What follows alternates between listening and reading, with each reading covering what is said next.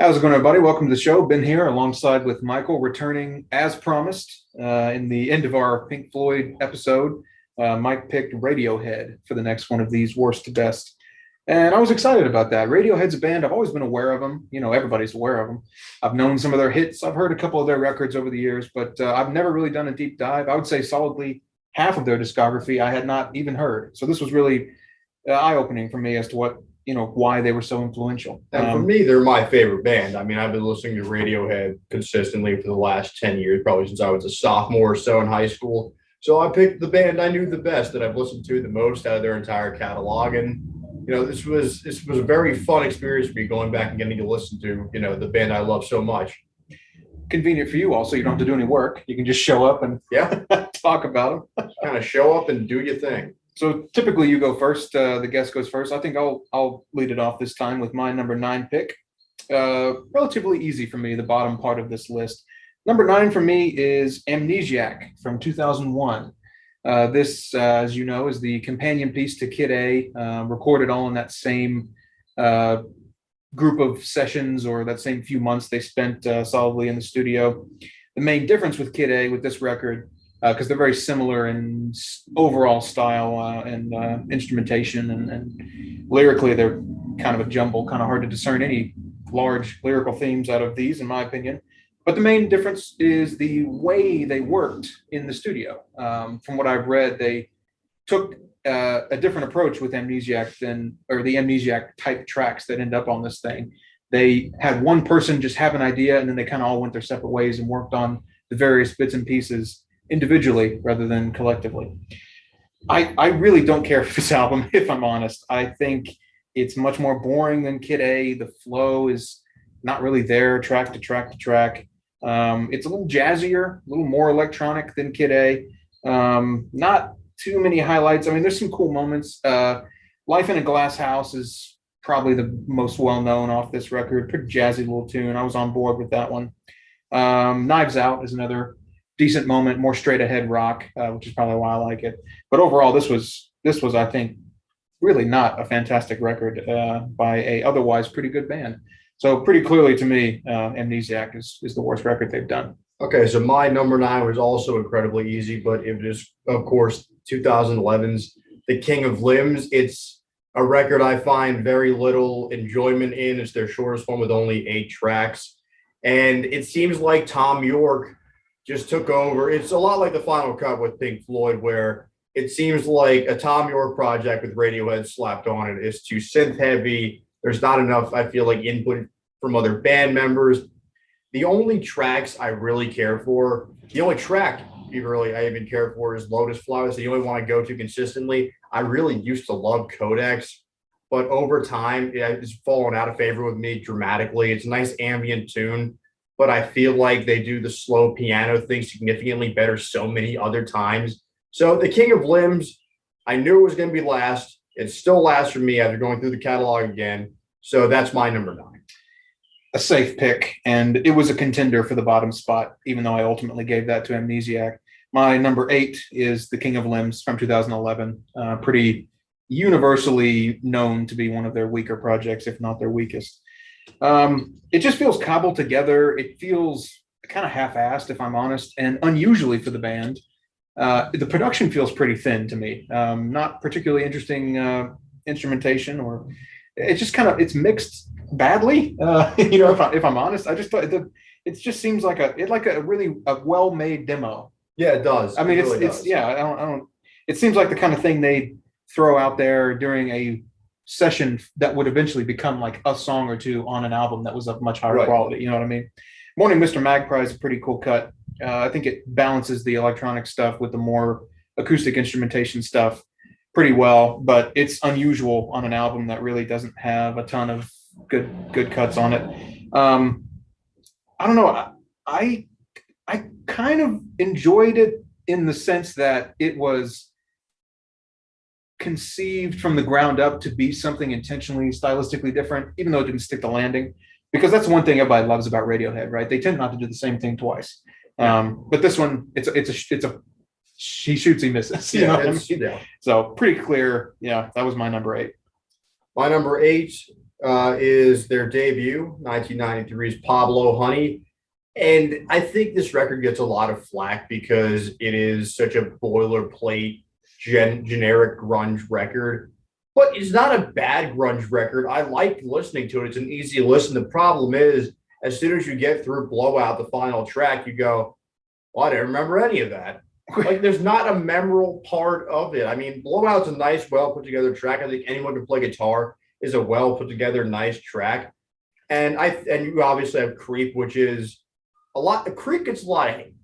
I don't mind Creep. I don't think it's one of their top 30 best songs, but I think it's if it's on, I'll be like, okay, that's fine. It is what it is.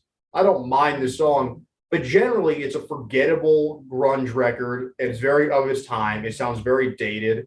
And if they would have stayed in that direction, they would have been a one-hit wonder with Creep, and nobody would ever be doing a list like this. So that's the easy number 8 for me. Yeah, very pithy way to put that.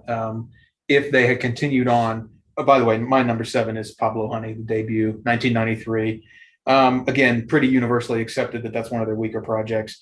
I don't hate it. I don't think people are being honest with themselves when they say that this record is just total trash. It's not. It's very middle of the road, B minus, C plus, 90s alternative / grunge rock. Very of its time. Yeah, it is very of its time. The production, obviously, I mean, it's a debut. You'd expect that. The production's a cut below what they would do for the rest of their discography, regardless of style. Creep, hot take here, is a terrible song, and I hate it. It's not a hot take. I think a lot of people would agree with you. Man, it just screeches and winds its way along, and overplay is a factor. I totally get that, but I do not and have never enjoyed that song. I'm in the minority as somebody that really likes this band. This is my favorite band. I know all about them, and I don't mind them. Yeah. Most people that really like this band fucking hate Creep. Anyone can play guitar. You mentioned some pretty strong melodic ideas at the heart of that tune. Definitely one of the stronger ones. Often otherwise pretty forgettable debut. I actually like I Can't, Lurgy, and Blowout. Those are the 3 tracks that sound very shoegazy noise rock to me. Yeah. And even though that's not the direction they ended up going in, I actually enjoy those tunes quite a bit. They remind me hugely of a band called Swerve Driver that was around in the 90s. You ever heard of them? I've not. They're not hugely well known, but they took that noise rock shoegaze kind of style and they ran with it. Obviously they didn't have as near long run as Radiohead, but yeah, I mean the amateur sounds and the energy and the bar band kind of vibe I get is endearing in a way, but definitely not one I care to revisit all that much. That's fair. Like I said, it's all right. It's a fine record. I'm not going to go back and listen to it unless I really am doing something like this. Otherwise, it's definitely in the back burner. But from here up, these are albums I listen to consistently all the time. And number 7 is Amnesiac. I went back and forth with my number 6 pick on which one I wanted. And I found that my number 6, I preferred more songs, so I moved it up. Amnesiac, it gets a bad rep for being a lot of Kid A beef sessions, but there are some really good tracks like Pack Sardines and a Crushed Tin Can. That line, I'm a reasonable man, get off my case. The older I get, the more I identify with that line. And then it goes into Pyramid Song, which I'd say is a top 10 Radiohead song out there. It's stunningly beautiful. I really love Pyramid Song, and I wish it was on Kid A. I don't know where it would fit, though. That's the problem with it. Yeah. But it's definitely the standout track of this album. You also have Knives Out, which you said, which I love with the guitar groove. I mean, I remember sitting when I was on a train one time listening to it and just watching everything go by so quickly. And doing that, it's a very atmospheric track. It feels like the world's passing you by and everything's going really fast next to you. And then obviously, like you said, you have Life in a Glass House, which is the horns on it, man. The woodwinds are excellent. And it's a weird track. It's such an odd ending track, but they don't really do stuff like that often. There's not really much of anything in their discography quite like this track. Yeah. There are the low points, though. There is Pull Revolving Doors, which is glitchy bullshit. I hate it. I hate that song with a passion. We have Hunting Bears, which is just a weird guitar track for a minute and a half, and I'm like, it's just nothing. Why exactly? Why you put it in there? And you have which I believe is the lesser Morning Bell track, the overproduced version of it, which I don't care for at all. Yeah. So I think there are some really nice high points in this record, But at the end of the day, there's so much crap to sift through that I have to put it at number 7. I will say you jogged my memory a bit there. So when talking about Kid A / Amnesiac, I think those two records could have been combined and trimmed and sort of reworked to make one epic album. Right. Instead, we got a good one and a bad one in my mind. It didn't need to be two projects. In my mind, we got a good one and a decent one. I think it's a decent record, but it's rough around the edges at times. So from here on out, my list is probably going to put a few Radiohead fans' noses out of joint. My number 6 is Kid A from 2000. Really? Yes, it is. So yeah, here it comes. Here comes the hate. Yeah, I put it at number 6. Fascinating. Tell me why. So it's subdued. It's electronic. It's interesting. I'm not saying it's a bad record. I'm not saying I don't like it. I do like it. I just happen to like the other 5 better. The national anthem picks up, and I'm totally on board with that jazz, the punchy bass and the great production. That composition is really interesting to me. Definitely like a huge post-rock influence here. It immediately put me in that late 90s, early 2000s post-rock, Godspeed kind of vibes. Tree Fingers is, and in my opinion, I know a lot of people like how forward-thinking they perceive that track to be. The production is very fine, obviously, across this whole thing, but to me, it just ends up sounding like an inferior Brian Eno. Ben, I'll be honest, I fucking hate that song. I've hated that song my entire ever since I first heard it. I'm like, can we have not this one? I hate this track. So I got a little note here that I need to mention that Pitchfork, Pop Matters, Rolling Stones, and many others have ranked it high, if not the highest of the decade. Right. And I think that is absurd, to be quite frank with you. Okay. It should be nowhere near that level. Limbo is probably the song that is this album at its best for me. Motion picture soundtrack is really cool. I forget what that was made for, but that was actually made for something, right? Like a movie. I forget what it is, but that as a song works very well for me as well. I actually think Kid A, I read somewhere somebody saying Kid A is a lot more fun to talk about with people than it is to actually listen to. And I was like, you know what? That really rang true for me. So I'm probably opening myself up to okay, look here. Here's my one last point I'll put on that. It's a good album. Nobody will deny it's a good album. Right. But the biggest selling point that people who apologize this album the most is that it's unbelievably ahead of its time and revolutionary. And I'm like, there's nothing that's on this album that Godspeed didn't do better first. Okay. So that's my biggest final nail in the coffin of my opinion on my number 6, Kid A. My number 6 is Hail to the Thief, from 2003. And I'd say this has the best bookends of any, the best first song and final song combination of anything in their entire catalog, with 2 + 2 = 5, which is amazing and fast. The guitars at the very end are amazing. And then you have Wolf at the Door with his uncomfortable talk singing. And it's very, I don't know. It's uncomfortable to listen to. It's strange. It's creepy. Both of those, I'd say, make this album worth listening to just to hear those two. But it's bloated. It's 14 songs. You can skip Stand Up, Sit Down, or Sit Down, Stand Up, I Will. And maybe the worst song in their entire catalog, in my opinion, that is not Hunting Bears, We Suck Young Blood, and it's awkward clapping. Yeah, I remember that as well. I can't stand that song. But at the same time, you have tracks like Sail to the Moon, which I mentioned with Codex, the low-key piano track. Sail to the Moon does it excellently. I think the percussion on it is a really fun and easy listen. And then I'd say the 11th, 12th, and 13th tracks, you have Punch Up at a Wedding, Scatterbrain, and Mixomatosis. I can't remember best in correct order. Yeah. Are some of the most underrated tracks in their entire catalog. Punch Up at a Wedding is one of my favorite songs in this album. I think it's weird. I think it's strange. And I think it hits pretty hard. And I like their bull in a china shop line. I don't know what the hell the song is about, but I like it. I like the weird bass and all that kind of stuff. It's a fun listen.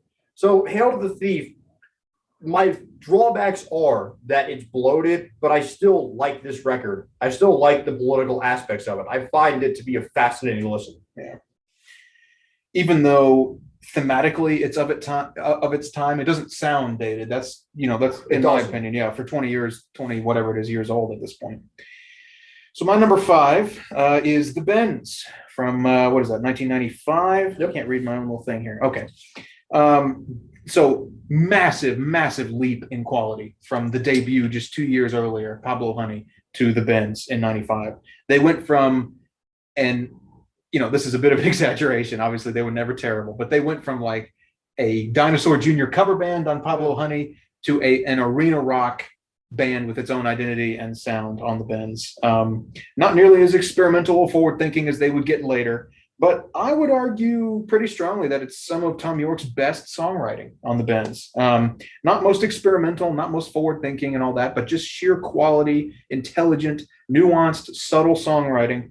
I mean, some of the weaker tracks, Planet Telex and the opener, just to me strikes me as like just a shitty Oasis cover. You don't care for Just? I don't like Just. Interesting. I really don't. Yeah, but songs like The Bends, High and Dry, Fake Plastic Trees, Bones. It's tasteful, it's intelligent, it's subtle, it's nuanced. I love it, man. I think this is an extremely underrated project. I know I don't have it like top shelf. I've got it at number 5. It's middle of the pack. And but apparently like the band thinks this was a turning point for them as well, predictably. I remember reading that the song Nice Dream is cited by the band as a breakthrough in terms of like their songwriting process and their style and their identity. So plus I love the album art with the mannequin doing that. I think that's a really good record. So that's my number 5. My number 5 is the most recent effort, 2016's A Moon-Shaped Pool. And this record, man, I hadn't listened to it in full probably in 3 years. It's one of those, you put it down and you don't really think about it. And then I went back, I liked it so much more than I remember ever liking it before. The first 4 tracks always stood out to me as excellent. Burn the Witch, and the strings were great, and the not the body, the Wicker Man type music video and the fear inducing in it. I've always loved. Daydreaming, I like it. It's a good song.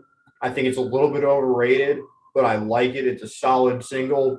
And then you have Dex Dark and Desert Island Disc, which were always 2 of my favorite tracks. I don't know, Dex Dark is kind of like a sci-fi weird track, and when that one hits, I like it. And then I'll wait for the sirens to go by. And then I'm surprised we made it that long without an interruption, to be honest. It's loud out here tonight. And then Desert Island Disc, when he goes waking up from Shutdown from 1,000 years ago, when things kind of move and the drums come in, I really like that. But Full Stop and Identity Kid are a couple of sleepers I don't remember liking at the time of the release or really loving. And those are pretty hard rockers, man. They're really quality tunes.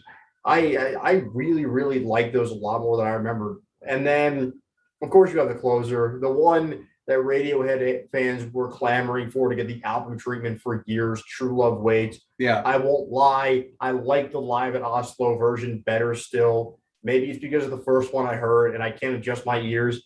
But the fact that True Love Waits got the album treatment, it's such an amazing track. It's the saddest track maybe in their entire discography.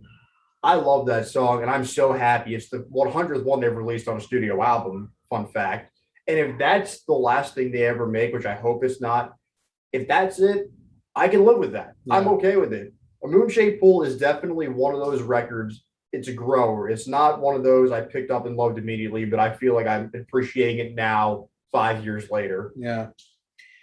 We'll continue talking about it because my number 4 is A Moon-Shaped Pool, 2016, as of the recording of this video, their most recent studio album. It's friendlier and more approachable than they've been in a long ass time. I mean, I almost see this as a spiritual successor to the Bends in a way. It's folksy, it's more orchestral, it's more dark and beautiful, tuneful than they've been in a long time through their more experimental phases. These songs feel, it's like whiplash going from King of Limbs to this one. It's like these songs feel cohesive. They feel like wholly realized ideas. They backed off the electronica once again and struck a good balance between the sort of more glitch hop type stuff that they did not hugely well, in my opinion. I know that's a controversial thing, but then they went back to more traditional songwriting. Songs like Dex Dark and Desert Island Disc are not their most experimental, but just some of their most quality songs. I really like those tracks, man. They're great. Tuneful, dark, beautiful, subtle. I mean, ask me again, and this record might even be a little higher. Yeah. I think a Moon-Shaped Pool, and again, I hope they continue because they take their time between records, which I appreciate. Even on the rare miss like King of Limbs, Right. I appreciate that they don't do the same thing twice. So I seriously hope they're coming back with something because Moon-Shaped Pool leaves me wanting. I can't believe it's been 5 years. It's been a long 5 years, and I appreciate that they take their time to make it right. But damn it, I want something. I want them to release something so badly. But like I said, I don't know if this is it. I don't think it is. Yeah. But it wouldn't bother me if it was. My number 4 is the Bends, which, as I said, is the thing that took them from one hit wonder to an actual band to watch. It's of its time. It's in the middle of that Britpop and grunge era. It's not quite either, but it's a little bit of both at the same time. And there's 6 singles on this thing. I find all of them are great. You have Just, which I know you don't care for, but I like You Do It to Yourself, and that's why it really hurts. I like it's one of their harder rocking songs out there. It's a little bit more punchy. You have the weird droning guitars of My Iron Lung, which I really enjoy. It's a good one. You have the title track, which sounds very grungy. It sounds very Pablo Honey, but it's a really good version of that. It sounds like a Pablo Honey track that actually got some care, some TLC to it. Yeah. And then you have the closer, Street Spirit Fade Out, which is cinematic. It's very epic tune. It reminds me a lot of what they would do later on with the scope of their overall sound. And there's so many songs. You have High and Dry, which have you ever seen the music video to that? No. It's very Pulp Fiction-y. It's fun. I like it. It's got explosions in a weird restaurant and people in suits. And I quite enjoy it. I've always liked that song. I've always liked Fake Plastic Trees. There's so many songs on here that are just you just go, oh, that's on there. I just enjoy it overall. I do think it's a little bit of its time. I don't think it's as experimental or as interesting as what I would say the top 3 are. But I think this is a very important piece of their catalog, and I enjoy listening to it every time. Something I should have said from the outset when introducing this list was just how interesting Radiohead is as a band, given where they started and where they have explored over the course of their studio career. And I love that it's the same 5 guys working together to achieve these different sounds. That's a whole nother layer of interest as a listener to hear those guys develop together. And it's incredibly impressive because you always have that level of respect. You'll never have that one guy try to overpower, even though I said Tom York did with the King of Limbs. There will always be a respect with the same 5 dudes. You'll go, okay, I've been in this since the beginning, right? So I have an equal input. And speaking of early on, dude, I read that they got signed right out the gate by EMI to a 6-record contract. Really? That seems crazy to me. It does. You're going to sign some band that you just heard. You're like, oh, it's a pretty good band. Let's sign. No one has that kind of patience anymore. 6 records. That's like maybe I just don't know what I'm talking about. But that seems crazy to me that you'd give somebody that many right out of the gate. But obviously it paid off, because the first 6 Radiohead records are pretty good. Oh yeah. So my number 3 is "Hail to the Thief" from 2003. It's a good time also to mention Stanley Donwood, the guy Donwood, who does collaborates with Tom York to do all of their album art except for like the first one. Right. Really, they have cool album art. And "Hail to the Thief" is probably my favorite. I really eye-catching. I love that album art, and it sounds like the album. It looks like the album sounds. It does, if that makes any sense. So 2 + 2 = 5 is probably like the single strongest opener off of any record. I love that tune. One of the strongest ones. It doesn't like quite stay at that level of quality throughout the whole thing, but overall a fantastic record. I have very few complaints with this one.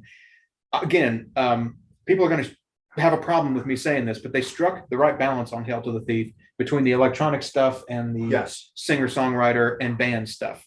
I don't hate, but I do not like it that much when they go too strong in either direction, either too strong in the band direction with Pablo Honey, or in my controversial opinion, too strong in the electronic direction with Kid A and Amnesiac. I know that's not a super popular opinion.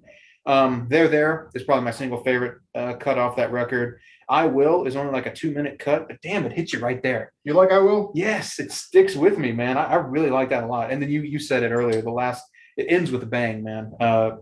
Mixotosis or Mixomatosis or whatever the hell, and "A Punch Up at a Wedding," both fantastic cuts. And I also like Where I End and You Begin. I think that's a really groovy guitar led song that has a nice energy to it, and not a bad cut really on this thing. There's some I don't love, but not a bad one. And also my vote for favorite album art Yeah. by a band with overall great album art. I know I ranked that one a lot higher than most people, but man, that's just how it hit my ears, man. Number 3, Hail to the Thief. Her album art is so good. I'd have to probably put it around 4. Mm-hmm. There's just other album art I care for a lot more, including my number 3, which is Kid A, which is like, what do you do when you're the biggest rock band in the world? You throw everything you've ever known and right out the fucking window. You go, I'm going to pull a complete 180. And from the first bar of everything in its right place, you know you're in for something different. It's a weird electronic experience. I remember reading that Tom York just wrote weird phrases and threw them in a bowl and picked them out, and that's how he wrote that song. I mean, that song's uncomfortable to listen to. It's very sterile, very synthetic. And then it goes right into Kid A, which is very relaxing sounding. It almost sounds like seagulls at a beach right at the very end of it. But then you go right into National Anthem. You go, everything is quiet. It's too quiet. And then National Anthem punches you in the mouth. And it's jazzy and it's loud and it's chaotic. And the rhythm section is insane. Very Bitches Brew Miles Davis-esque. And that's what I hear, that's where they get a lot of their inspiration for that song. Definitely. I mean, it's the world burning around you, the song. It's incredible. I hate Tree Fingers. I can't stand that song. But of course, right after you have National Anthem, they pull it right back and they have How to Disappear Completely, which is a great song. I should have mentioned that. Maybe the best vocal performance Tom York has ever had. It sounds like a church choir kind of thing. I mean, you go from chaos to absolute bliss on a dime. Like, this album is layered so well. Like, just the way every song is placed, I really enjoy it. You have Optimistic and in Limbo, which are both quality tracks. And then you have, in my mind, the standout track, the best track on this album, no doubt in my mind. It is Idiotech, the weird synth, Ice Age coming, end of the world song. I love Idiotech. I think it's a fucking bop. I enjoy it. I never get sick of hearing that song. And it was developed by the guitar player Johnny Greenwood, who made like 50 minutes worth of drum loops. And he's like, I like this. And Tom York was like, I like this 46-second piece of it. Let's make that song. And it sounds like a combination of the world ending and being on the Titanic. And he's panicked. It's both very human and very synthetic at the same time. And I love how uncomfortable it is. And then, of course, you end with Motion Picture Soundtrack, which the final words, I will see you in the next life, is such a great way to end an album. It's so lush. It's more lush than most of the stuff they've ever put out. I mean, it's a great track. I think so highly of this album because just the way it's put, the words put in. And I had to mention Morning Bell too, because Morning Bell, the real Morning Bell, is so much better. It fits the album so well with how synthetic and cold it is. Unlike the new one or the seconded one, which just isn't that great. It doesn't have the same. This is weird. I don't like this. That's my number 3. I think clearly way higher of Kid A than you do. I know, and I knew this was going to happen. My list is a bit weird. Most people either have what I have on bottom on top, or the other way around. Or few people listen to these in the order of liking them that I do. So it's also a good time to mention, just based on what you were saying there, is one thing I also love about this band is their process for making a record. Right. Every record, usually while I'm listening to them closely, I'll have some article up or something talking about interviews with the band about making it and just get an idea what was going on in the group a little bit. Because a lot of times I don't know. I wasn't hugely familiar with the nuances of Radiohead before making this list. But they seem like they're like a creative force when they are firing on all cylinders, man. The band will like lock themselves away in like a castle somewhere and make a record like Kid A. And I'm just like, that is the coolest shit ever. And that mythos that creates for an artist is infectious. I mean, even though I know it's manufactured sometimes, it's just so interesting, a band's creative process like that. So you ready, Mike? My number 2 is OK Computer from 1997. Drum roll, please, to people shitting on me and telling me why that's a stupid choice not to have it number 1.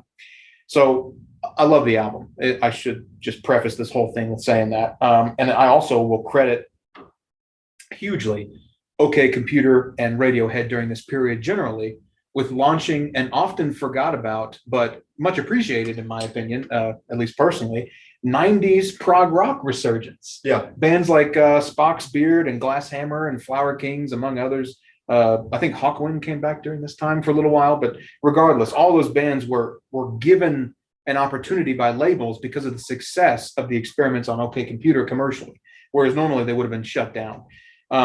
It sounds like a band firing on all cylinders. These were apparently mostly live tracked, at least the core of them, the tracks, and it feels like it. The energy is there.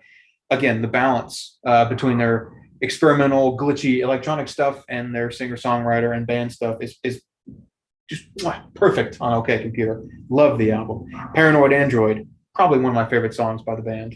Just fantastic art rock masterpiece that epitomizes what was great about them. And you want to be pissed? You remember the first video we did? It's been a while back now, Mike, but we were talking about how one of my most overrated albums was Urban Hymns by The Verve. Did you know that won Album of the Year over OK Computer? That's upsetting. You want to know why fucking award shows suck? That got the best British Album of the Year over. Horrible. It's wrong. It doesn't even do it justice to say it's wrong. I mean, I'm not going to go through them all. There's so many good ones on here. Lucky might be my single favorite song. That song, I heard it live when I went to go see them back when the world was normal. Yeah. It was my favorite song they did live. There was something amazing about that song live specifically. It just stuck out to me. Yeah. I love that track. Track to track to track. It's just a solid listen. There's not a bad cut on it. I mean, there really isn't. There's not even one that I'd pick as being particularly weak. No. Fantastic album, classic. It's in lots of greatest albums of all time conversations for a reason, even though I don't think I would quite go to that length.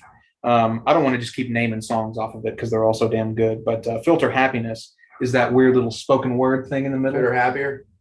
What's that? Fitter Happier. Is that what I said? Filter Happiness. What is that? That's what you said. Filter Happier. Oh, sorry. It's Fitter Happier. Sorry. Fitter Happier. More productive. Whatever. I found that prose really moving, even though I didn't really like the way it was delivered with that dated Microsoft Bob. Yeah. I actually would have loved just Tom York to just read that. Because that's some really cool prose, very moving to me. Usually I don't like those weird interludes where it's just somebody talking. That one totally fits with the record. I like it because I feel like it dehumanizes it a little bit, and it's also, I don't know if you know this, when I've been reading about it over the years. Apparently, it was a bunch of different magazine slogans and things you would see on commercials. Yeah. So baby smiling in backseat, stuff like that. It's depressing as fuck. Bond but not in love man. It just hits this album, and I'll get to it in a second, but it's very pertinent now. Yeah. With the way the world is. Are they Nostradamus? I don't know, maybe. Yeah, I mean, this was 97, bro. I know. These commentaries on artificiality and relationships and all that stuff in the world today is as prescient as any album has ever been. And I really, it was a hard pick for me if I like what is, my number one, Process of Elimination. Now we know what that is, but man, I just couldn't quite put it up there because of how much I like the number one. So that's my number two, OK Computer. My number two is In Rainbows, and it is the perfect storm of their 90s sound and their, Kid A type sound. It's the key word, balance. It's just that. It's got a lot of balance to it. And honestly, I was trying to articulate why I like this album so much. And I could just sit there and go, because I like all the songs. Like there isn't a specific reason, like Kid A or OK Computer or Hail to the Thief, like why I like every specific song. I just like all the songs. Body Snatchers is cool, and it's about life's monotony. And 15 Step is the ultimate example of their weird drum machine beats and then an actual like warm guitar feel. You have Nude, which I think is one of the most beautiful songs. It's right up there with Pyramid Song and How to Disappear Completely. The one word I would use for this thing is vulnerable. Mm. I would describe this album as vulnerable. It feels honest. It feels personal. Yeah. It feels very human. It's not like anything else they've made because it feels like it's a lot of personal stories about longing for others or being decepted by others. And I mean, Reckoner, because we separate like rivers or like ripples on a blank shore. I own a shirt that says that because I love that line so much.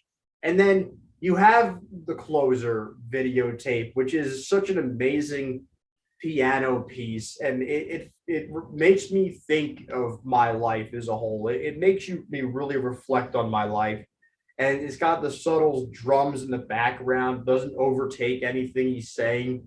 It's such a pertinent track. It's just there's not a good way for me to articulate why this is a great album. It just is a great album, a very tight album front to back. Except for Faustop, I don't care for that song, but the rest of it I quite enjoy. Yeah. So we'll keep talking about In Rainbows because unlike pretty much any other list I've seen, that's my favorite Radiohead album and my vote for their single best project. I know that's kind of a hot take, somebody putting anything over OK Computer. I mean, geez, people love OK Computer, and I like it too. But man, I just got to put In Rainbows from 2007 above it. For all the reasons you stated, you did a good job outlining there. The balance here, fucking perfect between their influences. The songwriting, it's vulnerable, it's real, it's tuneful, it's melodic, unbelievably well composed songs on a well composed album. Um, it's a little lo-fi when it needs to be, and the reason why I don't comment too much throughout this list on Radiohead's production is because it's all just top notch. Done by Nigel Godrich, the sixth member of Radiohead. I can't believe I forgot to mention him. Yes, or you put Donwood on there, the seventh. Right? Exactly. Yes. I should have mentioned him before. Now you're absolutely right. He's a big reason why they all just sound incredible. Even Kid A, which is lower on my list than most, sounds incredible. So, All I Need and Reckoner are some of the best written tunes I think Radiohead and Tom York have ever written. All I Need is a very straightforward track. Yeah. It's got a really good chorus, which is something they don't do often. That's why it stands out in my mind. Yeah, it's as art pop as they ever got, yeah. as Radiohead ever got, which is I think why it falls down for most people who are more enamored with the experimental stuff. House of Cards and Faustarp are probably the weak points. I think you said that already. But it sounds to me, this album, in essence, that the band has arrived after a much welcome but impactful period of experimentation that led them to this balance and this sound. And here's the fundamental question I asked myself. So it was always going to be either In Rainbows or OK Computer for my number one. And the question really was, is In Rainbows a better alternative rock album than OK Computer is an art rock / experimental album? And the answer I came back with was yes, I think it is. And that's why it's at the very top of my list. Love this album. So glad I revisited this band and revisited this record because I forgot just how much I like it, man. It's flawless. Really, I guess you could say the top two on my list are pretty much flawless. But yeah, that's my number one, In Rainbows. I went back and forth heavily for Kid A and In Rainbows. And at the end of the day, much like I did with Hail to the Thief and Amnesiac, I just said, there are more songs than Rainbows I go back to more often.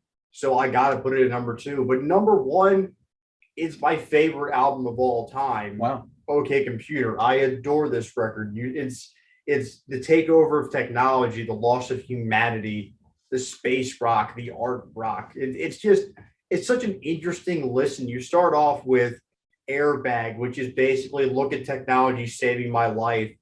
You go into songs like Exit Music for a Film, which I believe was made for Romeo and Juliet, and it perfectly encapsulates the entire thing. Bad movie, great so song. Well. It is. It's a horrible movie. I hate that movie. It's so weird. Yeah. It's a weird track, but they did that and Talk Show Host. They did a few really good tracks for that. Yeah. For that movie. But you have that song's great. You have Karma Police, which I find most Radiohead fans go, I like that less and less I hear. They go, that song is still pertinent in my life. For a minute there, I lost myself is something I sit there and think about all the time. I want to, in tough situations, I think about that all the time. I really love that song. You have, like you mentioned, Lucky, Pull Me Out of the Air Crash. It's a beautiful track. Even live, it's even better. It's OK Computer. It's a special album. And then you have Paranoid Android. Boop, boop, boop, boop. And then he goes right into the acoustic guitar, and it just builds into Rain Down on Me, and then the weird glitches at the very end, and that's it. I mean, there's so many things about this album that I absolutely love, and I have to, of course, mention, I keep remembering because I didn't write any notes because I just wanted to riff on how much I love this record. You have No Surprises, which is the ultimate. My life is a 9 to 5 monotonous piece of shit. Like I have a picket fence yard. I have the American dream. And let me tell you, I'm there and I don't care for it. I don't enjoy the American dream. My wife is a bitch and my dog is annoying and my kids suck. That's what that song is. A handshake, carbon monoxide, a job that slowly kills you. The little xylophone glockenspiel thing in it and get me out of here. I mean, it's an atmospheric, amazing take on modern American life in 1997 that has only become more pertinent and more relevant in the last 25 years since its release. OK Computer, in my mind, is a perfect album. And that's one of the reasons I wanted to do this list is to highlight how much I adore this album. It is the definition number one for me of an album aging well. It really has. It's never going to sound dated. I mean, it gets better and better the longer time passes between now and 97. I mean, we were 2 years old when that came out. And if that came out yesterday, I'd love it just as much. It's like, wow, this is amazing. It doesn't matter when it came out. And that's why it's so good. But I know for me, you're probably going to find that surprising, but man, In Rainbows is one I am searching actively now to purchase for myself because of how much I enjoyed that album. Look, Ben, it's a good pick because at least you didn't say like King of the Limbs. Okay? I mean, there was an obvious upper echelon and lower echelon of Radiohead's discography. Even though we disagree on the placement of Kid A, I think that's the one major difference we have. And I think I wrote it in my notes. I said, if you're going to start off with Radiohead, you don't listen to Kid A first. Right. It's not a good first listen. And I made that mistake of going, Kid A, it's got all these high ratings. You don't, it's such a grower. It's such a, because most people listen to Radiohead, I find, are new to album bands. Uh-huh. You have to understand it as an album. You have to understand how they got to this point. So if you go Kid A first, you're not going to be getting the full experience, the full understanding of why it's so great. And that is interesting about Radiohead, just talking about this list and the band as a whole, is so much of the joy of listening to Radiohead is the evolution artistically of the band itself from album to album. I think this might be like one of the best discographies for somebody going in blind to listen to in chronological order from the time of release, just because of the evolution and how much you can hear the change in the world with the change in the band. It was a joy to listen to these albums. Even the ones I didn't enjoy still are great in the context of an awesome discography. Yes. You know what I mean? And the best part is, so I do these lists with you, but I also do other videos and listen to other bands' discographies and stuff. And what kills me, maybe this isn't fair because I listen to so much music, is when like you're chugging along, great album, put another one, great album, and all of a sudden a band hits you with like 150-minute triple LP, and it isn't great. And you're just like, oh God, guys, come on, are you serious? You just heads up your own ass. It seems like self-serving bullshit. Yeah, Radiohead never did that once. No. The albums are all the right length, even though there's some I don't enjoy. But yeah, they're all just regular LP length. I mean, even King of Limbs was only 38 minutes. I mean, we got through that piece of shit. If it was an hour, I'd be like, you know what? I'm just not going to do this one. Yeah. Oh God, I can't, because that seems like the kind of project that a band of lesser artistic caliber would be like. They'd be so in love with what they were doing. They would stop. It's like a double LP of King of Limbs crap, and God, that would be tiresome. I just picture Tom York in the studio, like, we got to make more, and they're like, please stop. No. Wasn't that King of Limbs was made at like some actress's house? I believe so. I forget her name. I should have remembered her name, but I found that weird too. And I was like, yeah, it's definitely just like a laptop album. Right. You know, that's why I don't like it so much. Now, I will also say to you, as you love, In Rainbow so much, their disc 2 is also incredible. I would say go back to listen to that because you have songs like Bangers and Mash and 4-Minute Warning and Last Flowers, which I all find to be excellent tracks. I would say go back and listen to those because they're a joy to listen to as well. I'd say if they were on In Rainbows, it would somehow be even better, even though it's such a very concise and consistent and excellent 10 tracks. If it was 13 by including those 3, I think it would be even better. I do appreciate, to your point, the artistic restraint shown by Radiohead, because these dudes, as productive and capable as they are as musicians, have probably written like fucking 2,500 songs. Oh, yeah. And yet their studio discography, they trim every little bit that they can to get something great. 9 albums, 100 songs. Right. That's it. And as a result, it's much better than if they had just thrown everything out. Right. I don't think their reputation would be quite as stellar if they had dropped just album after album of B-sides, because they're there. I mean, all they Absolutely. how many songs they play live that they haven't even put to tape. You know what I mean? Exactly. Yeah, no, this was a really fun. I'm glad you suggested this because this was a joy to listen to this discography. I could, you could knock it out in 2 or 3 days, It's really easy. spend some time with the ones that interest you. I will say I want to spend some more time with Kid A because prior to going back and listening to it for this list, which I actually did twice to really hash out my opinion, even though I ended up placing it so low, is like the more time you spend with it, the more you find to love about that record. And I fully concede that that might be up a few spots the more time I spend with it. Absolutely. Yeah, I mean, I kind of feel guilty putting that number 6 because some people are like, how could I you? respect the take. I'd Yeah, rather you at least give the take instead of sitting there going, I'm going to be bullied into putting it higher. no, I mean, I'm not trying to impress anybody. No, fuck that. Look, I like Kid A, but I do want to spend some more time with it. I'll be honest, I don't want to spend more time with King of Limbs or Amnesiac or Pablo Honey, not because Pablo Honey is terrible, but because I'm not going to find more in it. No, it's there. What you see is what you get with Apollo. Exactly. And I hate Creep. God, I hate that song. I never want to hear that song again. So that was it, man. That was a great one. That was a breeze. I'm glad you picked Radiohead. That was a great pick. Before we started recording, it's my pick now for our best to worst. And there was a few that I was bandying about. The problem is we want to limit ourselves to discographies that don't take up like 2 weeks of our lives to get through. I mean, I've been listening to a lot of Black Sabbath lately. Geez, that's a lot of albums. I've been listening to some Iron Maiden lately. God, that's like 30 records. Nobody wants to. I don't need to do 35 Bob Dylan records. Right, exactly. At least right now. No, I mean, so I don't know. I guess I'm on the spot here as to what we're doing next. I'm going to go ahead and say that Kanye West, worst to best, Excellent. is going to be an interesting list. It's going to be easy to discuss. There's lots to talk about. And he's had a lot of evolution as well, even within the framework of some less experimental music. So stay tuned for that one. Mike, it's a joy to do these with you, man. A lot of fun to do these. Fantastic. So thanks for watching. Look out for Kanye West next time.